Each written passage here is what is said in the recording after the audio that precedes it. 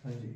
So basically हमने root के बारे में चर्चा करी थी, है ना। और अब हमें स्टेम के बारे में कुछ चीज़ें देखनी है। देखो है क्या, रूट के बारे में हम ऑलरेडी बात कर चुके हैं, स्टेम आज हमारी कंप्लीट हो जाएगी। फिर हमें लीफ के बारे में पढ़ना है, फिर फ्लावर के बारे में, और एट लास्ट हमें पढ़ना है फ्रूट के बारे में। अगर ये 5 टॉपिक आप यहाँ से कर लेते हो, है ना। बेसिकली एक पौधा, अगर एक फ्लावरिंग प्लांट बनाओगे तो उसमें यही 5 चीज़ें आपको बेसिकली मॉर्फोलॉजी या एक्सटर्नल अपीयरेंस में दिखती हैं मुख्य तौर पे।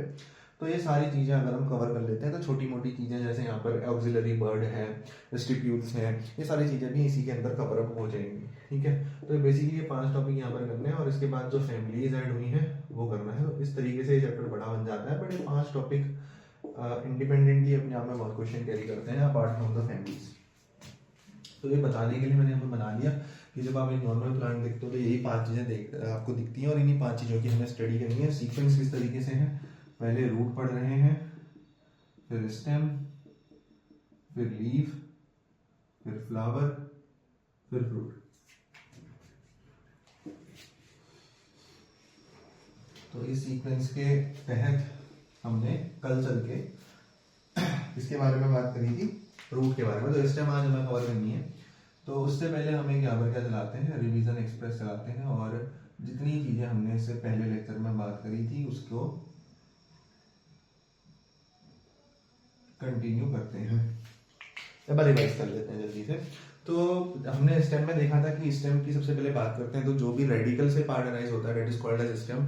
लेकिन अगर स्टेम का कोई भी ऐसी स्टेम जो पार्ट अदर देन रेडिकल से अराइज होती है उसको हम कह देते हैं आगे एडवेंटिशियस रूट, सॉरी स्टेम बोलो, रूट जनरली हमारी रेडिकल से अराइज होती है, और कोई भी ऐसी रूट जो पार्ट अदर देन रेडिकल से अराइज हो उसको एडवेंटिशियस रूट का दर्जा दे दिया जाता है।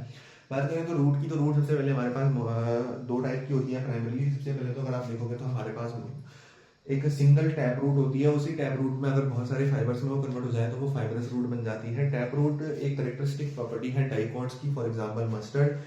फाइबरस रूट की बात करते हैं तो फाइबरस रूट एक कैरेक्टरिस्टिक प्रॉपर्टी होती है मोनोकॉट्स की, फॉर एग्जांपल वीट।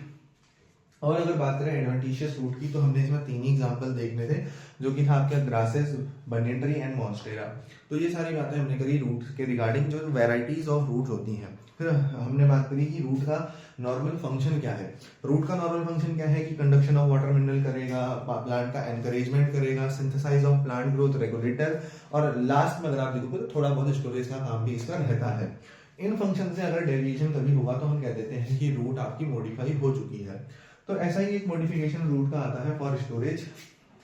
बात करते हैं टैप रूट की। तो टैप रूट में जैसे आप देखोगे कैरेट और टर्निप, ये जो रूट्स हैं they are modified because of due of storage, है ना। स्टोरेज का काम करने के लिए जो रूट्स हैं ये मॉडिफाई हो चुकी हैं कहीं ना कहीं कैरेट एंड टर्निप के केस में। फाइबरस रूट की बात करें तो फाइबरस रूट स्टोरेज का काम नहीं कर सकती, ये हमें खुद पता चल रहा है क्योंकि उसमें छोटे छोटे फाइबर्स हैं। फाइबर्स कैसे किसी एक बड़े स्टोरेज का काम कर सकते हैं, तो फाइबरस रूट स्टोरेज का काम नहीं करती। फिर आती है एडवेंटिशियस रूट, तो sweet potato and asparagus, in 2 plants में जो रूट है वो आपका स्टोरेज के लिए ही मॉडिफाइड रहती है। ठीक है, तो ये हमने कुछ बेसिक एग्जांपल देखे थे रूट के, जहां पर रूट किसका काम कर रही थी, रूट काम कर रही थी फॉर स्टोरेज। उसके बाद जब हम आगे बढ़े तो हमने ये देखा कि जो रूट है वो मॉडिफाई हो सकती है आपका कुछ और फंक्शंस के लिए। कुछ और फंक्शंस क्या हो सकते हैं, जैसे कि आपका रूट हो सकता है कि सपोर्ट के लिए मॉडिफाई हो रही हो, जैसे कि बनियन ट्री में होती हैं प्रॉप रूट्स, जैसे कि स्टिल्ट रूट्स होती हैं शुगर केन एंड मेज में, जो कि लोअर नोड्स से अराइज करती हैं। और न्यूमेटोफोर, जैसे कि जो रेस्पिरेशन के लिए स्वैम्पी या मार्शी एरियाज में जहां पर जनरेट हो रही थी, एग्जांपल राइजोफोरा, किसमें होती है न्यूमेटोफोर्स, राइजोफोरा प्लांट में होती है। तो प्रॉप, स्टिल्ट एंड न्यूमेटोफोर ये रूट्स भी यहाँ पर थी। ये सारी चर्चाएं हमने रूट के बारे में करी। 2 ही यहाँ पर सिंपल बातें एनसीईआरटी में रूट के रिगार्डिंग कही गई थी। अपार्ट फ्रॉम दैट अगर हम आगे जाते हैं तो हमने रीजन ऑफ रूट देखा था। सबसे पहले आप देखोगे तो जो सबसे पास वाला पार्ट है टुवर्ड्स द प्लांट, उसको हम कहेंगे कि वो पास है, यानी कि proximal part of the plant. तो सबसे प्रोक्सिमल पार्ट जो है रूट का टुवर्ड्स द प्लांट वो है रीजन ऑफ मैच्योरेशन, जहां पर रूट एयर आपको दिखेंगे जो सरफेस एरिया को इंक्रीज करते हैं, जिससे आपका वाटर एंड मिनरल्स का एब्जॉर्प्शन जो है वो काफी इजी बन जाता है। रीजन ऑफ मैच्योरेशन के बाद अगर हम जाएंगे तो हमें मिलता है रीजन ऑफ इलोंगेशन, जहां पर सेल इलोंगेट हो रहे होते हैं, जिसकी वजह से जो लेंथ ऑफ रूट है वो भी बढ़ती है। उसके बाद रीजन ऑफ मेरिस्टेमेटिक एक्टिविटी आता है, और उस मेरिस्टेमेटिक एक्टिविटी में आपका एक थिम्बल लाइक कवर होता है जिसको हम रूट कैप कहते हैं। ध्यान में रखने वाली बातें यहाँ पर ये थी कि जो हमारा रीजन ऑफ मेरिस्टेमेटिक एक्टिविटी है, यहाँ के जो सेल्स हैं वो काफी छोटे होंगे क्योंकि दे आर डिवाइडिंग कंटिन्यूअसली। दूसरी चीज, उनको कंटिन्यूअसली डिवाइड करना है तो उनके पास एनर्जी सफिशिएंट होनी चाहिए, यानी कि इनका जो प्रोटोप्लाज्म है वो काफी ज्यादा डेंस प्रोटोप्लाज्म होता है। और क्योंकि डिवाइड कंटिन्यूअसली करना है तो सेल वॉल भी थिन होनी चाहिए, पतली सेल वॉल होनी चाहिए, तब वो अच्छे तरीके से कंटिन्यूअसली डिवाइड कर पाएंगे। तो ये सारी बातें रही रिवीजन की। आज का टारगेट क्या है? आज का टारगेट अपना स्टेम का है। स्टेम के बारे में हमें समझना है। तो स्टेम में हम क्या समझेंगे? स्टेम में हम क्या समझेंगे? तो बेसिकली स्टेम में हमें जो यहाँ पर समझना है वो स्टेम के फंक्शंस हैं, और देन हमें यही जानना है कि जो स्टेम है उसका मॉडिफिकेशन किस तरीके से रहता है ना। सबसे पहले जनरल कैरेक्टरिस्टिक समझेंगे स्टेम की, और फिर उसके बाद समझेंगे कि स्टेम का मॉडिफिकेशन किस तरीके से रहता है। तो हम क्या करते हैं, पहले जनरल सा एक प्लांट ड्रॉ कर लेते हैं।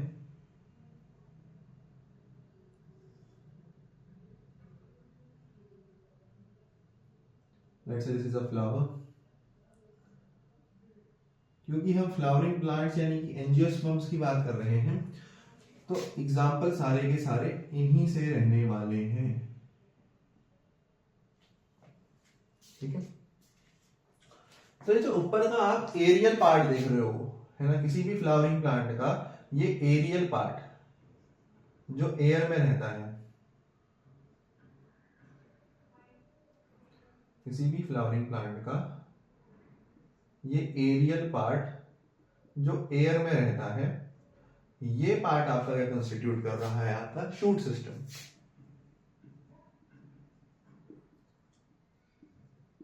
शूट सिस्टम, एंड बेसिकली यही आपकी क्या है? स्टेम भी है।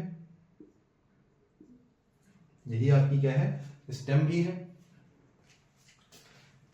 ठीक है सर। अब स्टेम में आप देखो कि नोड्स एंड इंटर नोड्स यहां पर होते हैं। ध्यान से समझेंगे नोड्स एंड इंटर नोड्स को।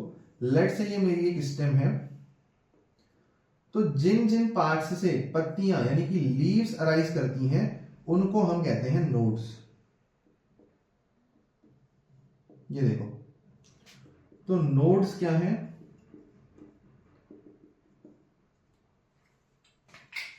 Nodes are the part of stem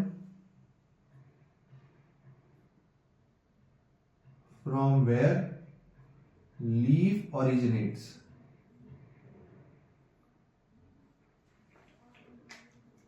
तो सर इंटरनोड किसको कहेंगे? दो नोड्स के जो बीच का गैप है इसको हम क्या कहते हैं? इंटरनोड कहते हैं। तो इंटरनोड किस चिड़िया का नाम है मेरे भाई? डिस्टेंस बिटवीन या gap between two consecutive nodes. दो लगातार आने वाले नोड्स के बीच में जो गैप है उसको हम क्या कहते हैं? इंटरनोड कहते हैं।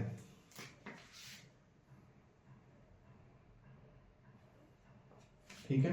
तो ये सिंपल डेफिनेशन हो गई नोड्स एंड एंटी नोड्स की, जो हमें पता होनी चाहिए। अब सिमिलरली यहां पर ब्रांचेस भी कुछ होती हैं। सिमिलरली यहां पर कुछ ब्रांचेस भी होती हैं। वो ब्रांचेस कहां से भाई आपका जो है ओरिजिनेट करती हैं? तो ब्रांचेस भी इन नोड्स से ही ओरिजिनेट करती हैं, क्योंकि इन नोड्स में आपकी क्या प्रेजेंट रहती है? ऑक्सिलरी बड प्रेजेंट रहती है।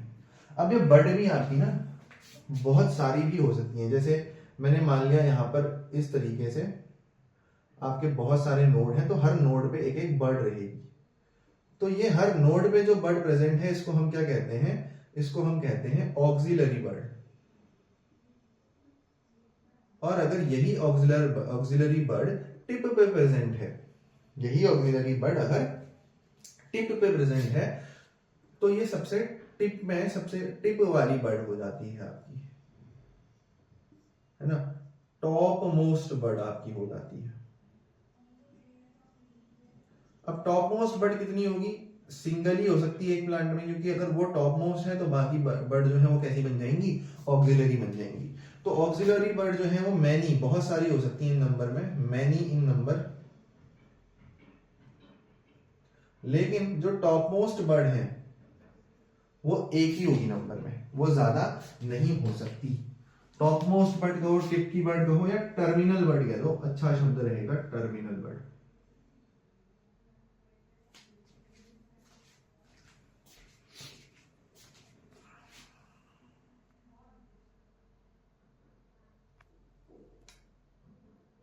ओके, इसको अभी देख लिया जाएगा, है ना, थोड़ी देर क्वालिटी में देखेंगे। टर्मिनल बर्ड, तो इसको अपन ने क्या कह दिया मेरे भाई, टर्मिनल बर्ड कह दिया। Okay, so I am just assuming कि quality is not getting compromised, so let's continue the lecture without any delay. तो टर्मिनल बर्ड एक ही हो सकती है नंबर में, जबकि जो हमारी ऑक्सिलरी बर्ड है वो नंबर में एक से ज्यादा हो सकती हैं, क्योंकि अगर बर्ड टर्मिनल पे चले गई तो वो एक ही होगी ऑब्वियसली नंबर में, और बाकी बची हुई बर्ड्स को हम ऑक्सिलरी बर्ड कहते हैं सिंपली। यहां पर आप देखिए, यहां पर हमने लिखा है एरियल पार्ट में आपका जो है शूट सिस्टम बनता है, जो कि आपका बेसिकली स्टेम कंस्टिट्यूट करती है। जब स्टेम आपकी यंग होती है, यानी कि एक नई नई जो स्टेम है वो आपकी कैसी होती है, ग्रीन होती है ना। लेकिन अगर यही स्टेम ओल्ड बन जाती है तो ये वुडी, यानी कि इसमें बहुत ज्यादा लकड़ी आ जाती है, and dark brown in colour बन जाती है। अब ये बहुत ही बच्चों वाली बात हो गई, कॉमन बात हो गई, जिसको हम अपने कॉमन इन्फ्लुएंस से नॉर्मल लाइफ में अगर आप ढंग से देखोगे किसी भी पेड़ के तने को, तो ये नॉर्मल सी बात हमें पता चल ही जाएगी, है ना। अब तो हमारा काम क्या है, हम उसको समझते हैं। हमें बेसिकली मॉर्फोलॉजी में जो स्टडी करनी है स्टेम की, वो इस बेसिस पे करनी है कि स्टेम किस तरीके से अपने को मॉडिफाई करके कुछ चीजों में कन्वर्ट करती है। तो स्टेम का मॉडिफिकेशन हमें बेसिकली यहां पर जानना है। तो उसके लिए हमें यह पता होना चाहिए कि स्टेम के नॉर्मल फंक्शंस क्या होते हैं। तो उन्हीं फंक्शंस की तरफ हम बढ़ते हैं।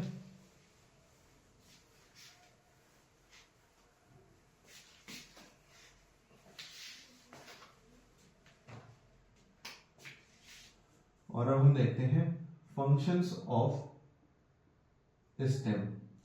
तो जैसा हमने इसके जस्ट पहले वाले लेक्चर में रूट में करा था कि deviation from any of these functions, या अगर कोई नया फंक्शन स्टेम कर रही है तो उसको हम एज अ मॉडिफिकेशन कंसिडर करेंगे। यानी कि हम यहां पर नॉर्मल फंक्शन पहले देख ले रहे हैं, ठीक है। पहला भाई आपको पता ही है कि stem should be strong and woody. ऐसा नहीं होगा तो ये चीजों को अपने साथ कैरी कैसे करेगी, है ना। सारा लोड स्टेम को ही लेना है पूरे के पूरे प्लांट का। तो it should be strong and woody as well, ठीक है। दूसरी चीज, it bears flowers, fruits etcetera. भी जो कोई चीज ऐसी है कि हम ना भी लिखें तो चल जाएगा, ठीक है। तीसरा पॉइंट देखना, इस पे ध्यान देना, इट कैरीज फोटोसिंथेट्स। ये क्या कैरी करती है, फोटोसिंथेट्स को कैरी करती है टू लीफ। तो ये बड़ा एक इंपॉर्टेंट फंक्शन इसका बन जाता है। फोटोसिंथेट्स मतलब क्या होते हैं, फोटोसिंथेट्स ऐसे मटेरियल होते हैं जो फोटोसिंथेसिस में हेल्प करते हैं। ऐसे केमिकल्स होते हैं, फोटोसिंथेट्स आर बेसिकली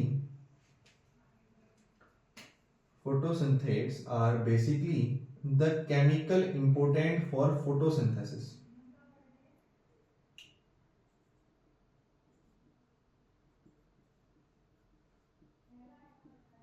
तो वो यहीं से आपका कैरी होगा। चौथा, अगर ट्रांसपोर्ट ऑफ फूड करना है तो बताओ कौन करेगा, भाई स्टेम ही तो करेगी, है ना। चाहे लीफ से आपका अदर पार्ट्स ऑफ प्लांट में ले जाना हो, या फिर अदर पार्ट्स ऑफ प्लांट से वाटर एंड मिनरल को कंडक्ट करके लाना हो, है ना। तो ये कंडक्शन भी करती है किसका, ऑफ वाटर एंड मिनरल्स। लेकिन ऑब्वियस सी बात है ये जमीन से नहीं करेगी, ये कहां से करेगा, from root to other part of plant, है ना। रूट से लेकर अदर पार्ट ऑफ प्लांट तक यही उसको पहुंचाएगा।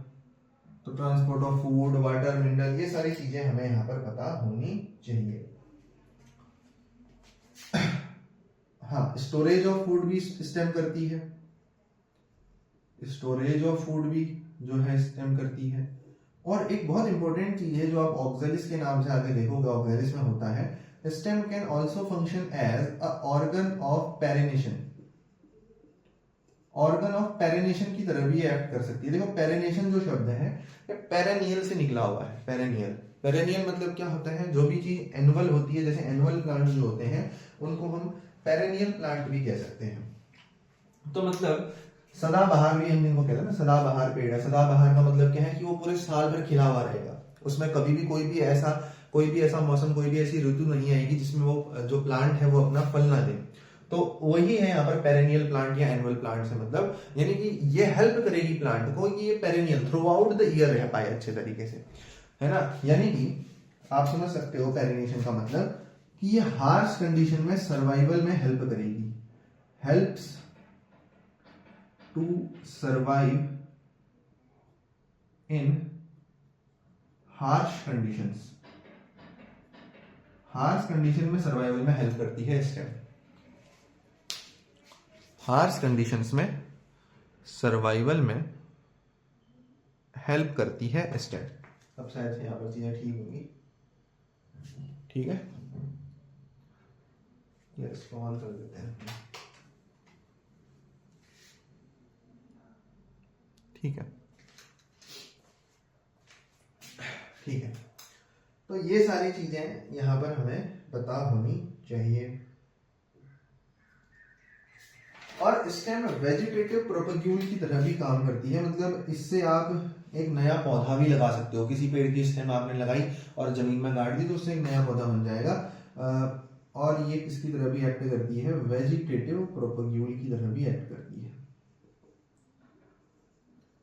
सर क्या ये बहुत इंपॉर्टेंट पॉइंट्स यहाँ पर हमने लिखे हैं? मैंने कहा कुछ भी ऐसा इंपॉर्टेंट पॉइंट ऐसा हमने इसमें नहीं लिखा है, बीइंग वेरी ऑनेस्ट, जिसको हमें याद करना पड़े, क्योंकि ये सारे के सारे पॉइंट इतने कॉमन सेंस के पॉइंट हैं एंड कॉमन लाइफ से जुड़े हुए हैं कि अगर हम डे टू डे एक्टिविटी में चीजों को नोटिस करना शुरू करें तो ये सारी चीजें हमें रोज ही दिखती हैं। तो हमें जो बेसिकली जानना है वो मॉडिफिकेशन के बारे में जानना है। अब ध्यान से समझते हैं मॉडिफिकेशन इसमें कितने प्रकार का हो सकता है। देखो पहले आपको इसमें याद करना पड़ेगा कि मॉडिफिकेशन कितने प्रकार का हो सकता है, पहले हम उसको याद करते हैं। हो सकता है कि स्टेम में जो मॉडिफिकेशन है वो स्टोरेज के लिए हो रहा हो। किसके लिए हो रहा हो? स्टोर करने के लिए किसी चीज को। दूसरा हो सकता है कि जो हमारी स्टेम है वो अपने प्रोटेक्शन के लिए या सपोर्ट के लिए, सपोर्ट के लिए या प्रोटेक्शन के लिए अपना मॉडिफिकेशन शो अप करे। तीसरा यह भी हो सकता है कि स्टेम फोटोसिंथेसिस के लिए मॉडिफाई हो जाए, है ना। अगर किसी कंडीशन में लीफ उतना प्रॉपर खाना नहीं बना पा रही तो स्टेम मॉडिफाई करेगी अपने को और वो वही खाना बनाने लग जाएगी, तो उसको बोलेंगे मॉडिफिकेशन फॉर फोटोसिंथेसिस, है ना। ऐसे ही यहां पर दो टर्म और आएंगी, can also act as stolon and can also act as runner. Stolon और रनर ये भी मॉडिफिकेशन कर सकते हैं। और लास्ट मॉडिफिकेशन है स्टेम का as offset, offset and sucker. तो ये बेसिक 4 मॉडिफिकेशन आपके स्टेम के रहते हैं, ठीक है। ये हमें यहाँ पर डिस्कस करने हैं और हो भी सकते हैं, बट अपने सिलेबस के हिसाब से हमें यहाँ पर जितने देखने हैं वो 4 पॉइंट्स हैं जो हमें यहाँ पर कवर अप करने हैं। एक एक करके देख लेते हैं। सबसे पहले देखते हैं modification for storage. Modification for storage. Storage के लिए किस तरीके से हमारी स्टेम जो है वो मॉडिफाई होती है। एक बहुत बड़ा मिसकंसेप्शन जो आमतौर पे लोगों में रहता है वो ये क्या है कि हम जो पोटैटो है ना, आलू जो है, आलू को हम क्या मान के चलते हैं, भाई आलू तो जड़ है। लेकिन ये एक बहुत ही बड़ा मिसकंसेप्शन है। आलू है और जैसे ही हमारा आप कह सकते हो टर्मरिक हल्दी है या जिंजर अदरक है, ये सारी जड़ें नहीं होती, है ना, ये सारी स्टेम्स होती हैं। क्यों होती है सर स्टेम? हम क्यों मान लें आपकी बात? डेफिनेशन क्या है स्टेम की? बायोलॉजी में हम स्टेम को डिफाइन कैसे करते हैं? तो बायोलॉजी में स्टेम को हम ऐसे डिफाइन करते हैं जिसके पास नोड्स प्रेजेंट होंगे वही तो स्टेम है। बताओ, जिसके पास नोड्स प्रेजेंट होंगे वही तो स्टेम है। तो जब हम आलू को बोते हैं भाई, तो आलू में इस तरीके का एक बल्ब सा निकला रहता है ना, बल्जिंग आउट एक स्ट्रक्चर रहता है। उसको हम पोटेटोज आई बोलते हैं, पोटेटोज आई बोलते हैं। तो होता क्या है कि आलू को जब बोते हैं तो आलू को दो टुकड़ों में काट दिया जाता है, दो टुकड़ों में काट दिया जाता है और दो टुकड़ों को अलग अलग बो दिया जाता है, और वहीं से आलू जर्मिनेट करके ज्यादा तादाद में बन जाते हैं। वो कैसे बन पा रहे हैं? इसी नोड की वजह से बन पा रहे हैं। तो आलू कोई जड़ नहीं है, आलू क्या है? It is a stem. ऐसे ही जिंजर कोई जड़ नहीं है, ginger is also a stem. Turmeric कोई जड़ नहीं है, turmeric is also a stem. तो ये चीजें हमें यहाँ पर क्लियर रखनी है कि जिस चीज में भी नोड होता है उसको हम स्टेम कहते हैं। बायोलॉजी की डेफिनेशन क्या है स्टेम की? कि जिस चीज में नोड प्रेजेंट होगा उसको हम स्टेम कहेंगे।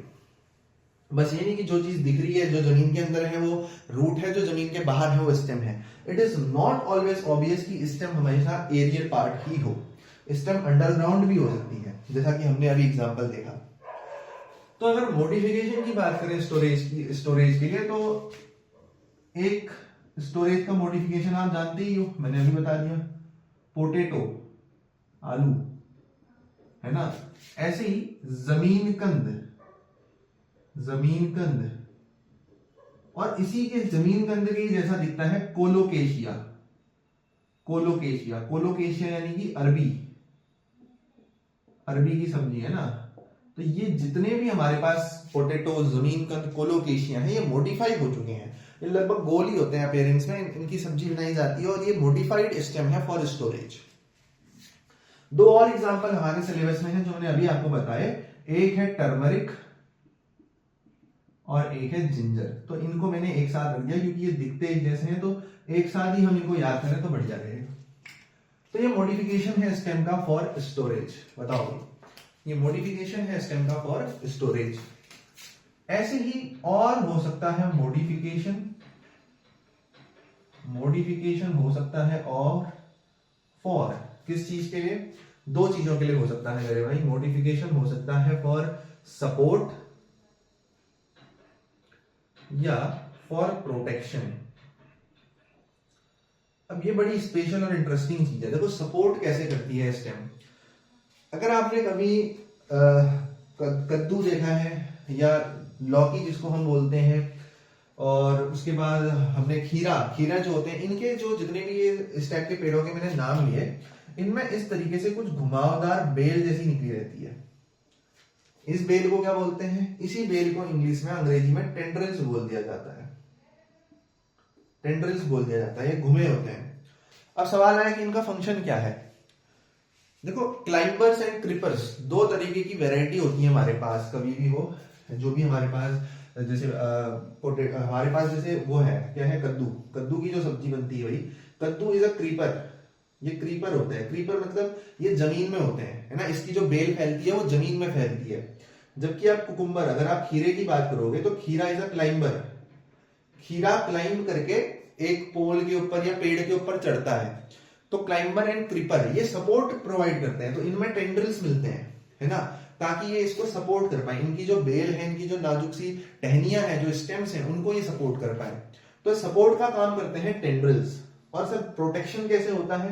प्रोटेक्शन ऐसे होता है मेरे भाई, प्रोटेक्शन ऐसे होता है कि मान लो एक हरा भरा पौधा है, ठीक है, वो जंगल में कहीं उग रहा है, और कोई जानवर आएगा जो कि हर्बीवोर है ऑब्वियसली, तो वो उस हरे भरे पौधे को इनगल्फ कर लेगा, खा लेगा, क्योंकि उसका तो भोजन ही वो है। तो अगर उस पौधे को, अपने आप को उस जानवर से बचाना है कि वो जानवर उसको न खाए, तो वो अपने में क्या करेगा, इस तरीके के कांटे बना देगा। इनको हम बोलते हैं बायोलॉजी की भाषा में थॉर्न्स। क्या बोलते हैं? थॉर्न्स। तो थॉर्न बना देगा, वो अपने में कांटे बना देगा। जैसे हम कैक्टस का तो हमें पता ही है, कैक्टस को तो सब जानते ही हैं। कैक्टस में क्या होता है, इस तरीके के बहुत सारे थॉर्न्स निकले होते हैं। Now what is the function of these thorns? इन थॉर्न्स का एक फंक्शन होता है कि प्रोटेक्शन का एक काम ये करते हैं। प्रोटेक्शन का काम कैसे भाई? अगर कोई भी जानवर आएगा तो वो कैक्टस को क्या खा पाएगा? नहीं खा पाएगा, है ना। नॉर्मल जानवर तो नहीं खा पाएगा क्योंकि उसके मुंह में कांटे चुभ जाएंगे। अगर कोई जानवर ने अपने आप को कुछ इस तरीके से मॉडिफाई कर लिया है, वो कुछ इस तरीके से उसका एवोल्यूशन हो गया है कि वो खा सकता है कांटों को, तो बात अलग है। लेकिन नॉर्मल जानवर कैक्टस को नहीं खा सकते क्योंकि उसमें कांटे होते हैं। तो ये कांटे किस चीज का काम कर रहे हैं? ये प्रोटेक्शन का काम कर रहे हैं। तो इस तरीके से ये जो मॉडिफिकेशन है, ये भी आपका किसका है? स्टेम का ही है। तो बात करें अगर सपोर्ट के लिए, तो सपोर्ट के लिए आपके पास क्या होते हैं? टेंड्रिल्स होते हैं। और टेंड्रिल्स कुछ इस तरीके के होते हैं रिप्रेजेंटेशन से अगर हम बताएं तो। इसका एग्जाम्पल ध्यान में रखना बहुत ही आसान है भाई, आप बस जी स्क्वायर ध्यान में रखना। जी स्क्वायर यानी जी और जी से हो जाएगा आपका ग्रेप वाइन और जी से आपका हो जाएंगे गॉड्स। ग्रेप वाइन मतलब तो ग्रेप्स। अगर आपने अंगूर देखे हैं तो अंगूर में भी इस तरीके की बेलें होती हैं जो उसको सपोर्ट प्रोवाइड करती हैं। और बात करें गोड्स की, तो गोड्स तो यार हर कोई फेमिलियर है इससे, किसी को पसंद नहीं है गोड्स। जैसे बॉटल गोड मतलब क्या होता है, लौकी अपनी, इनमें आपकी बेलें होती हैं। बॉटल गॉड के अलावा राउंड गॉड किसको बोलते हैं, टिंडे को, तो राउंड गॉड में आपकी बेलें होती हैं, ठीक है। और गॉड मतलब जिनमें बाहर से एक शेल, एक कवर टाइप का हुआ है ना, ऐसे ही वाटरमेलन में आपको दिखता है, तो इस तरीके के बहुत से एग्जांपल हैं जो गॉड फैमिली से आप ले सकते हो। पंपकिन आप ले सकते हो बिल्कुल, है ना। तो इस तरीके के बहुत से एग्जांपल हैं जो आप गॉड्स में से ले सकते हो। पंपकिन एक एग्जांपल अच्छा है गॉड का, गॉड फैमिली का। तो ये हो गए टेंड्रिल्स। लेकिन प्रोटेक्शन के लिए भी बहुत बार मॉडिफाई होते हैं, प्रोटेक्शन के लिए बनते हैं थॉर्न्स मतलब क्या है, कांटे। तो स्टेम कांटों में बदल जाती है ताकि वो प्रोटेक्ट कर पाए एनिमल को। ये इसको याद रखना और भी आसान है। इसके लिए आपको दो कंसेक्यूटिव अल्फाबेट्स बी एंड सी, इनको ध्यान में रखना है। दो कंसेक्यूटिव अल्फाबेट है भाई, ए बी सी, ए के बाद बी और सी ही आते हैं। तो बी फॉर हमारे पास क्या है, बोगेनवेलिया, और सी फॉर हमारे पास क्या है, सिट्रस मतलब हमारा क्या हो जाएगा, माल्टा है, नींबू है, इस तरीके के जितने पेड़ होते हैं हमारे पास नींबू वाले, सिट्रस फ्रूट, खट्टे फ्रूट, इनमें भी क्या होते हैं, कांटे होते हैं, ताकि कोई एनिमल आके एकदम से इनमें भी अटैक ना कर पाए। तो ये सारे मॉडिफिकेशन है स्टेम के for support and for protection. अगला फोटोसिंथेटिक, स्टोलर, रनर, ऑफसेट और सकर, इनको देख लेते हैं एक बार।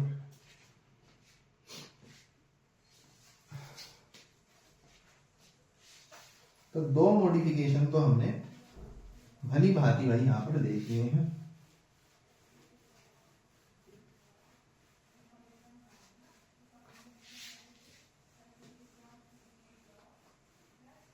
अब देखते हैं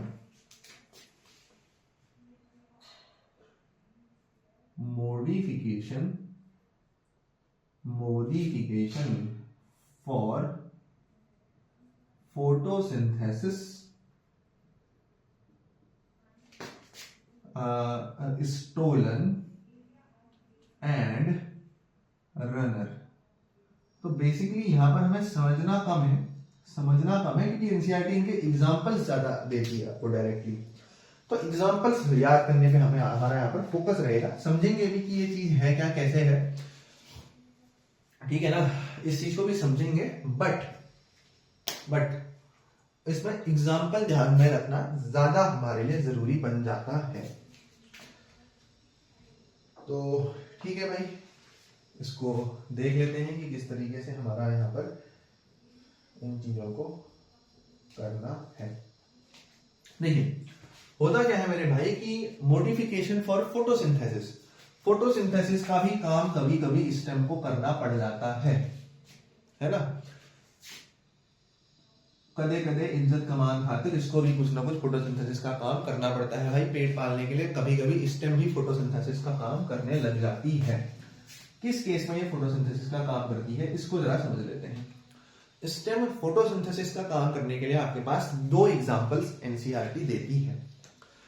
वो दो एग्जांपल कौन कौन से हैं, opuntia and euphorbia.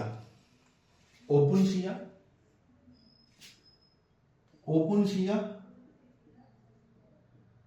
And euphorbia. इसको आपको डायग्रामेटिकली, है ना, डायग्रामेटिकली जो मैं डायग्राम यहां पर दे रहा हूं उसको इमेजिनेशन के तहत आपको इसको यहां पर बिठाना है। देखो ओपुनशिया में क्या होता है ना, इस तरीके की फ्लैट स्टेम्स मिलती हैं, जो फोटोसिंथेसिस करने में कैपेबल होती हैं, तो फ्लैट होती हैं। लेकिन यूफोर्बिया में क्या है, फ्लैशी एंड सिलेंड्रिकल, फ्लैशी मतलब मोटी ताजी, एंड सिलेंड्रिकल गोल मटोल, इस तरीके की स्टेम्स आपको यहां पर मॉडिफाइड दिखती हैं फॉर फोटोसिंथेसिस। कुछ इस तरीके से, कुछ इस तरीके से। तो ये हो गया ओपुनिशिया और ये हो गया आपका यूफोर्बिया। दोनों एग्जाम्पल मेरे भाई ध्यान में रखेंगे फोटोसिंथेसिस के लिए, यही आपके काम पे है। स्टोलन क्या होता है? स्टोलन जरा हम समझते हैं, पहले समझते हैं स्टोलन का मतलब क्या है। सर फोटोसिंथेसिस मतलब तो समझ में आ रहा है कि जो स्टेम है उसने अपना साइज थोड़ा सा इंक्रीज कर दिया कि कहीं ना कहीं वो ग्रीन पार्ट में कन्वर्ट हो गई और स्टेम ये क्या काम कर रही है? फोटोसिंथेसिस यानी कि खाना बनाने का काम भी करने लग गई है। सारा मैकेनिज्म फोटोसिंथेसिस का यहाँ पर चलेगा, लाइट रिएक्शन, डार्क रिएक्शन, सारी की सारी साइकिल्स यहाँ पर जो चलती हैं फोटोसिंथेसिस में, नॉर्मली ये उसको कैरी आउट करेगी। बाकी करते हैं स्टोलन की बात। तो स्टोलन क्या होता है भाई? मान लो ये एक पौधा है, मान के लो पौधा ही है, और एक दूसरा पौधा मेरे पास यहां पर लगा हुआ है कुछ इस प्रकार से। तो इस पौधे से इस पौधे में मेरी एक लेटरल स्टेम निकल गई कुछ आई, और इस पौधे के जड़ में, इस पौधे से आप देख रहे हो इसके नोड से एक लेटरल स्टेम निकल गई और इसके जड़ में चली गई, यानी कि इस पौधे का खाना ये पौधे की स्टेम ले रही है। तो इसको क्या बोलते हैं कि इसने स्टोल कर लिया बेसिकली इसका खाना, है ना। तो ये क्या है आपका स्टोलन का एग्जांपल है। और ये जो आपको दिख रही है ये लेटरल बर्ड है, ये लेटरल स्टेम है, सॉरी ये लेटरल स्टेम है। तो ये स्टोलन का एग्जांपल है। अब आपको इसको ध्यान में कैसे रखना है? स्टोलन को ध्यान में रखने के लिए आपको बस ये ध्यान में रखना है कि कौन से ऐसे फ्लावर हैं जिनको आप स्टोल कर सकते हो, जिनको आप चुरा सकते हो। बहुत छोटे फ्लावर, और सबसे छोटे फ्लावर होते हैं आपके मिंट एंड जैस्मीन के। तो स्टोलन के एग्जाम्पल है हमारे पास मिंट एंड जैस्मीन। बात करते हैं रनर की। रनर मतलब क्या है? रनर मतलब क्या है? रनर मतलब क्या है? रनर मतलब ये होता है मेरे भाई कि अगर मेरे पास एक कोई प्लांट है, लेट्स से ये मेरे पास एक प्लांट है, तो मैंने क्या करा, मैंने इसके स्टेम में एक बर्ड आई थी, मैंने इस बर्ड को लिया और मैंने इसको जमीन के अंदर दबा दिया कुछ इस तरीके से। तो इस बर्ड से एक नया पौधा उग गया, इस बर्ड से एक नया पौधा उग गया, उसको रनर बोलते हैं। तो ऐसा हमें कहां देखने को मिलता है? ग्रासेस में एंड स्ट्रॉबेरी में। कौन सी बेरी में? स्ट्रॉबेरी में और ग्रासेस में, और ग्रासेस में। स्ट्रॉबेरी अगर आप इससे फेमिलियर हो तो आपको पता होगा कि स्ट्रॉबेरी में क्या होता है कि अगर उसकी स्टेम में बर्ड आए रहते हैं, अगर उन बर्ड्स को हम दोबारा जमीन में डाल देते हैं तो वहां से स्ट्रॉबेरी का एक नया पौधा ओरिजिनेट हो जाता है। तो ये सारे एग्जांपल हमारे किसके थे? फोटोसिंथेसिस, स्टोलन एंड रनर के थे। बाकी एग्जांपल भी नीचे पे कर लेंगे, बहुत जगह है अपने पास। तो लास्ट जो मॉडिफिकेशन है हमारा वो क्या है? Modification for offset comma sucker. Offset और सकर के लिए आपकी मॉडिफिकेशन, ऑफसेट और सकर के लिए आपकी मॉडिफिकेशन। देखो बहुत ही आसान है इनको समझना भी, ये टर्म वाकई में कंफ्यूजिंग है अगर आपने इनको रटा है तो, ठीक है। तो ऑफसेट मतलब क्या होता है? कुछ प्लांट में आपके जो नोड्स होते हैं वो बहुत कंप्रेस्ड रहते हैं एक दूसरे के साथ, मतलब उनमें इंटरनोड न के बराबर होते हैं, है ना। In some plants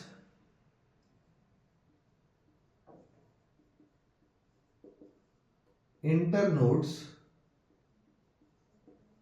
are very short। Internode होते ही नहीं, मतलब ना के बराबर होते हैं। तो इन प्लांट्स में होता क्या है? ऐसा लगता है कि एक ही नोड से सारे के सारे आपके रूट्स निकल रहे हैं और ऊपर की सारी लीव्स भी इसी प्लांट से के एक नोड से अराइज हो गई हैं। तो हम ऐसा बोल देते हैं इसको, अच्छी भाषा में इसको कुछ इस तरीके से बोल दिया जाता है कि टफ्ट ऑफ रूट्स। टफ्ट मतलब होता है गुच्छा, तो टफ्ट ऑफ रूट्स और ऊपर क्या निकल रही है? लीव्स। तो उनको बोलते हैं rosette of leaves, rosette of leaves. तो कुछ प्लांट्स में जहां इंटरनोड शॉर्ट होते हैं वहां tuft of roots and rosette of leaf देखने को मिलते हैं। इसी को ऑफसेट कहा जाता है, इसी को ऑफसेट कहा जाता है। इसको देखा जाता है भाई इकॉर्निया, इकॉर्निया, इकॉर्निया को वाटर हायसिंथ, इकॉर्निया को वाटर हायसिंथ या टेरर ऑफ बंगाल भी कहते हैं, क्योंकि जब इसको बंगाल में लाया गया तो वहां इसने बड़ा ही उधम मचा दिया था, बहुत नुकसान कर दिया था। तो इकॉर्निया एंड पिस्टिया, ये दो इसके एग्जाम्पल हैं जो हमें ध्यान में रखने हैं। किसके एग्जाम्पल है sir? Eichhornia and pistia offset के हैं। और यहां पर दूसरा एग्जाम्पल है हमारे पास सकर का। सकर क्या है कि एक जो प्लांट का पार्ट है हमारे पास, ये अपने न्यूट्रिशंस को लेने के लिए जमीन के अंदर चले जाता है और न्यूट्रिशन शक करके फिर लेटरली अपवर्ड्स आता है। याद करना बहुत आसान है। किसने आपका दिमाग भाई सक करके रख रखा है? तो वो है पी, सी एंड बी, यानी कि पाइन एप्पल, पाइन एप्पल, ठीक है। दूसरा सी से हो जाएगा क्राइसेंथेमम एंड बी से हो जाएगा बनाना। क्या ना? बनाना। So this was all about your stem and stem के modification जो हमें यहाँ पर पता होने चाहिए थे।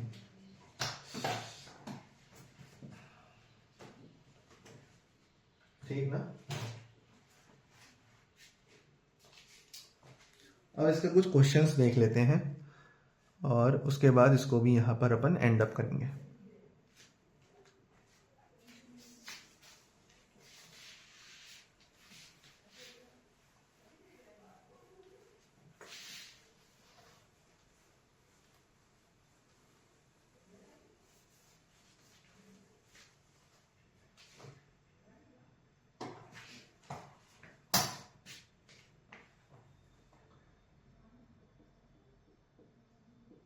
Thorns of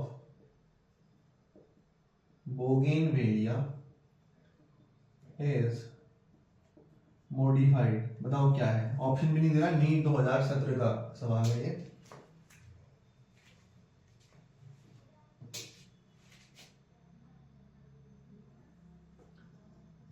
Stem as fleshy, cylindrical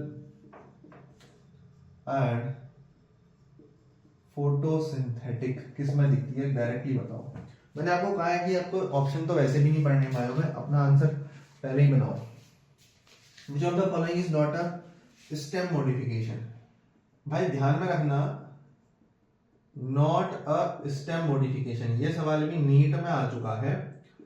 इसका एग्जांपल है पिचर प्लांट। पिचर प्लांट जो है वो लीफ का मॉडिफिकेशन है, तो मैं इसको पहले कर लेता हूं। पिचर प्लांट स्टेम का मॉडिफिकेशन नहीं होता, ये लीफ का मॉडिफिकेशन होता है। इसको लीफ में अपन पढ़ेंगे, है ना? तो इसमें कोई दिक्कत नहीं है आपको आए ना आए। इनके आंसर देखो, bougainvillea, B and C, bougainvillea citrus, thorns, ये क्या होते हैं? मॉडिफाइड स्टेम होते हैं। Fleshy, cylindrical, photosynthetic, opuntia and euphorbia, तो ये हो जाएगा यूफोर्बिया, क्योंकि ओपनशिया में कैसे थे? फ्लैट थे। फ्लैशी, सिलिंड्रिकल सिर्फ यूफोर्बिया में थे। तो बेसिकली ये आपको बिल्कुल ध्यान में यहाँ पर रहना चाहिए। तो अपना काम क्या है? हमने रूट कर लिया, स्टेम कर लिया, अब हम लीफ की तरफ बढ़ते हैं और लीफ को कवर अप करेंगे। बट इतना ही नहीं मेरे भाई, इसके बाद हमें फ्लावर्स, और फ्लावर में बहुत इंपॉर्टेंट पार्ट हमारे पास रहेंगे, एस्टिवेशन, प्रेजेंटेशन और फ्रूट। काम बहुत है अब इसके बाद हमारे पास, है ना? हमने रूट कर लिया, स्टेम कर लिया, और अब हम करेंगे लीफ, फिर करेंगे फ्लावर, फिर करेंगे फ्रूट। चलिए।